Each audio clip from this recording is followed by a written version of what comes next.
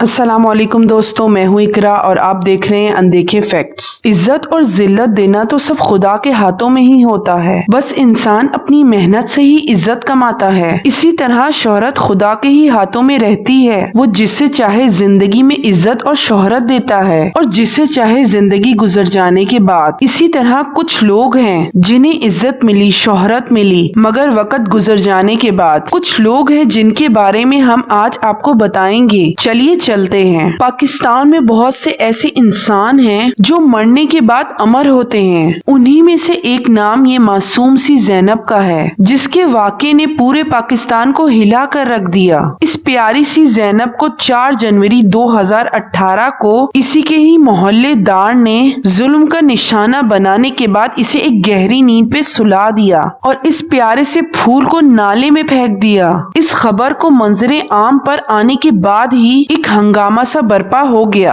اور ہر زبان پر justice of زینب چھا گیا۔ اس ظالم کو اس کے کیے ظلم کی سزا تو مل گئی، مگر لوگوں کے دلوں میں زینب ہمیشہ زندہ رہے گی۔ منیب اور معیز دوستو، ان کی کہانی شاید ہی کوئی ہوگا جسے معلوم نہ ہو۔ ان دونوں بھائیوں کا تعلق دسکا سے تھا۔ خاندانی رنجشوں کی بنا پر انہیں زندگی سے ہاتھ دھونا پڑا۔ پولیس دیکھتی رہی اور ان دونوں کو بچانے کی کسی نے کوشش نہ کی۔ خاص بات یہ تھی کہ دونوں حافظ قرآن تھے۔ ان کی موت کے بعد پورا پاکستان سو کر غصے میں آ گیا۔ تفتیش کے بعد یہ دونوں بے گناہ ثابت ہوئے۔ یہ ایک ایسے ظلم کی داستان تھی جسے کبھی فراموش نہیں کیا جا سکتا۔ نور مقدم کیس یہ تو ایک حالیہ واقعہ ہے جس میں ایک لڑکی کو صرف اس لیے زندہ رہنے کا موقع نہیں دیا گیا کہ اس نے شادی سے انکار کر دیا تھا۔ کیوں کسی لڑکی پہ ہی ظلم کیا جاتا ہے؟ صرف اسی لیے کہ اسے کمزور سمجھا جاتا ہے۔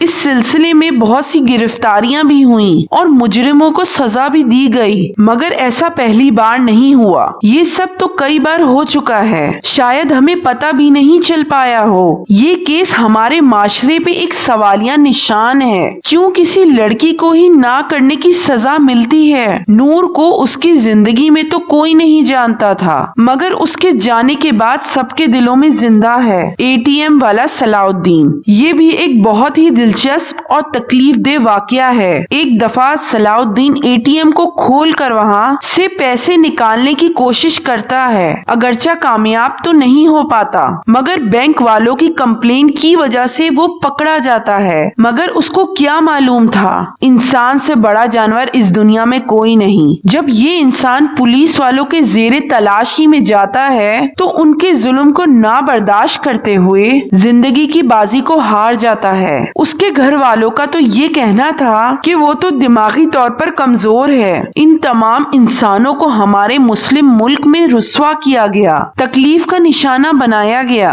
کیا یہ صحیح تھا؟ ہماری ویڈیو کیسی لگی ہمیں ضرور بتائیے گا۔ ویڈیو دیکھنے کا شکریہ۔